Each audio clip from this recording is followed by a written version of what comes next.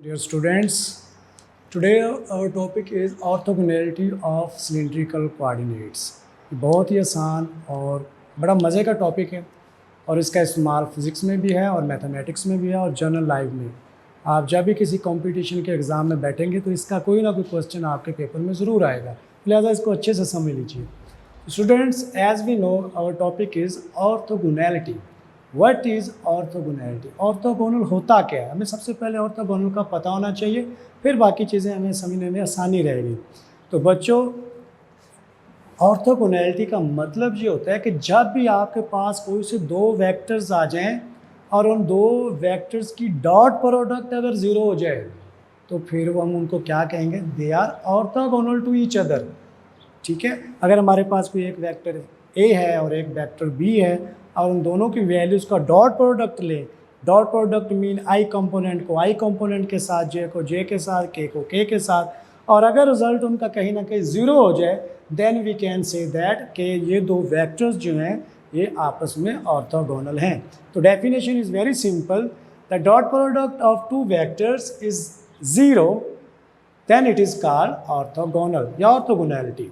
तो सबसे पहले चूँकि अब हम इसका रिलेशन जो है वो सिलिंड्रिकल कोऑर्डिनेट्स के साथ बनाना चाह रहे हैं, तो देखते हैं ये कैसे आपस में एलेबोरेट होते हैं।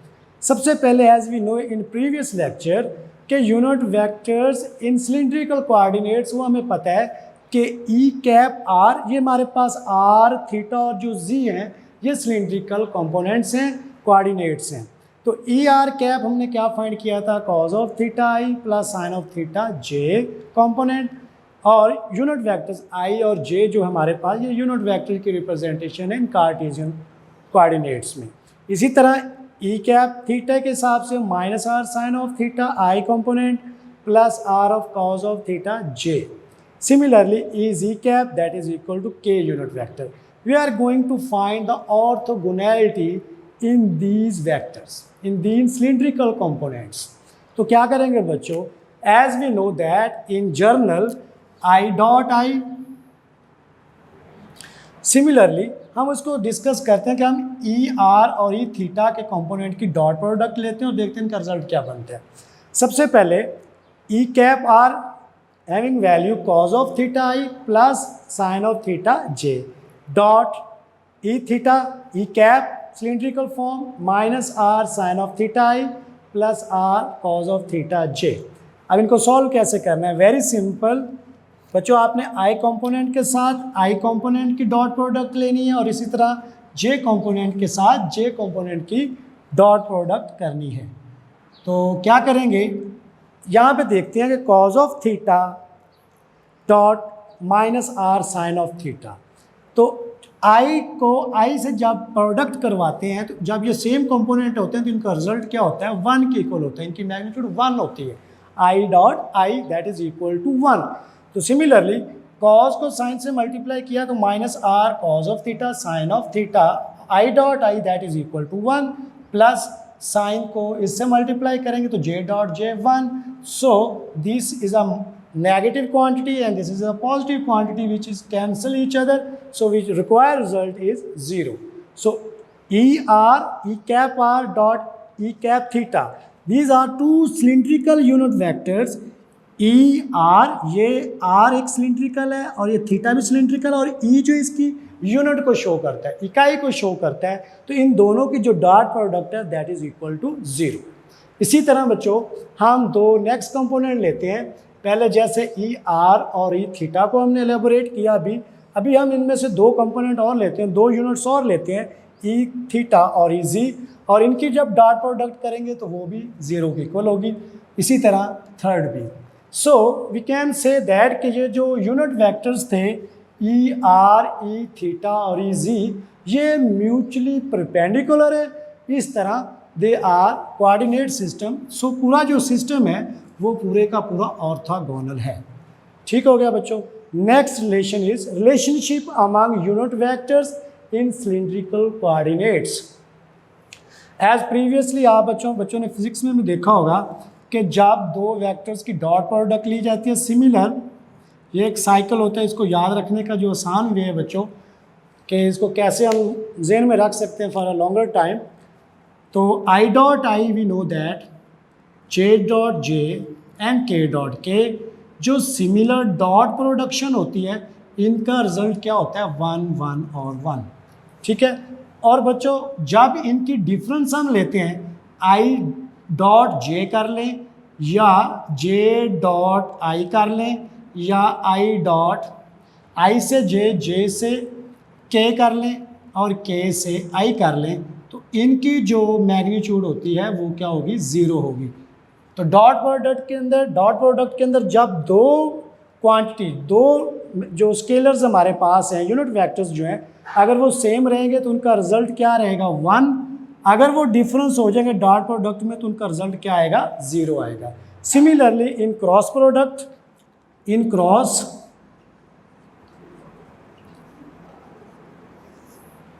अगर हमारे पास आई क्रॉस आई, जे क्रॉस जे और के क्रॉस के आ जाती हैं तो इनका रिजल्ट बच्चों क्या होगा 0 के इक्वल होगा।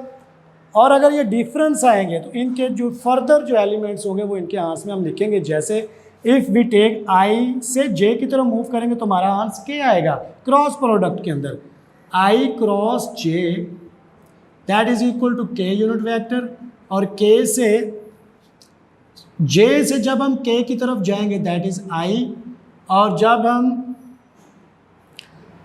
आई से जे की तरफ जाएंगे तो के, जे से के की तरफ से जाएंगे तो आई, और के से आई की तरफ जाएंगे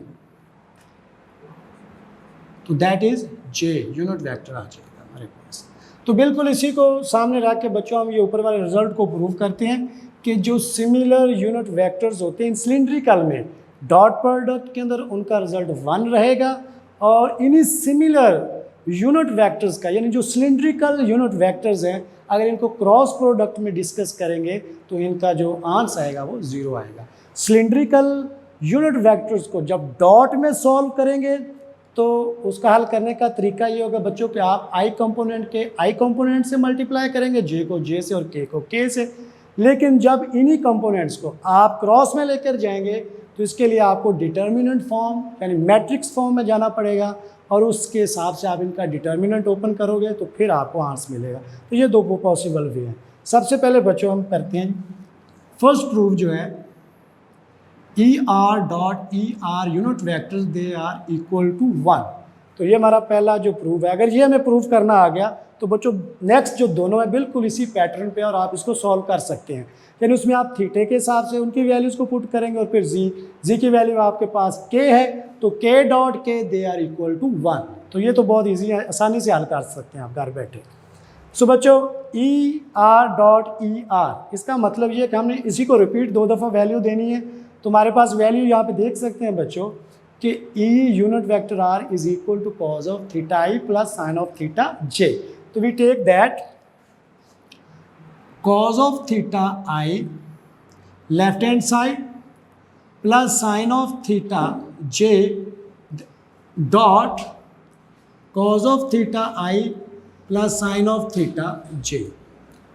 So multiplying these numbers, I component को I component के साथ जब मल्टीप्लाई करेंगे तो क्या आंसर आएगा cos square of theta into 1, चूँकि I dot I that is equal to 1 plus J component के वैल्यूज़ को कोफिशिएंट को जो हम मल्टीप्लाई करेंगे तो साइन स्केयर ऑफ थीटा और j dot j that is equal to 1।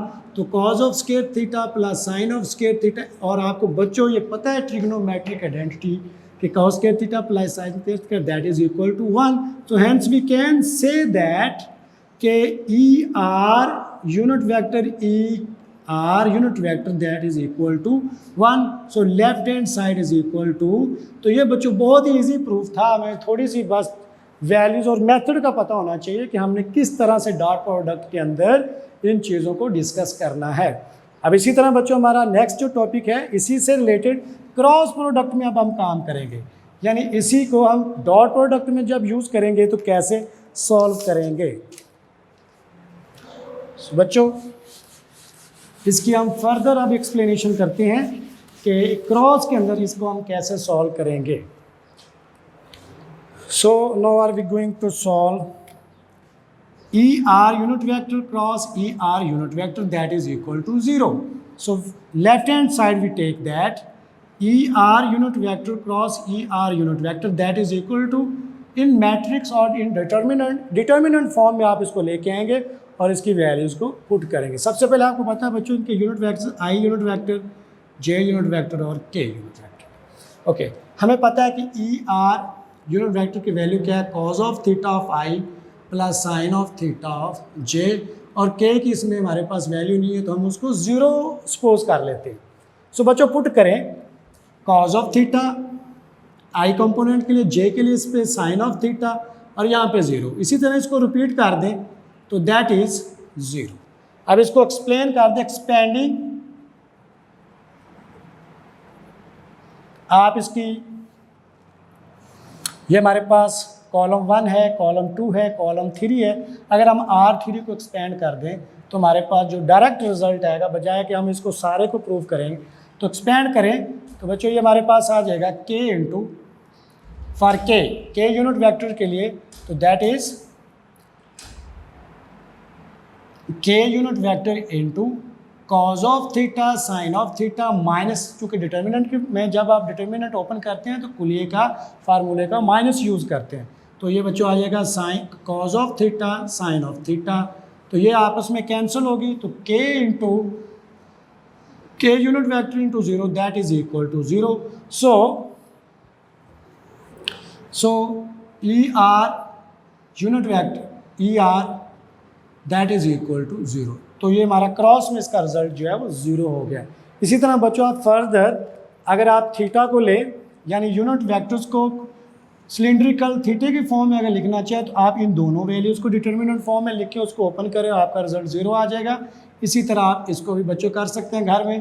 तो ये क्वेश्चंस आप घर में बैठ के करिएगा, इंशाल्लाह आपको समझ भी आएगी और आपको मज़ा भी आएगा। बहुत इजी टॉपिक है, परेशान होने की ज़रूरत नहीं है, घबराने की ज़रूरत नहीं है, बस चीज़ों को अंडरस्टैंड करें कि जो काम कैसे करना है, हमने यूनिट वेक्टर्स को कैसे अंडरस्टैंड करना है, डॉट प्रोडक्ट कैसे ओपन करना है, इनको कैसे लिंक बनाने हैं, इनके रिलेशन, क्रॉस में हमने क्या बातें करनी है। आई होप बच्चों आपको समझ आई होगी। इंशाल्लाह नेक्स्ट लेक्चर में हम नेक्स्ट टॉपिक को डिस्कस करेंगे।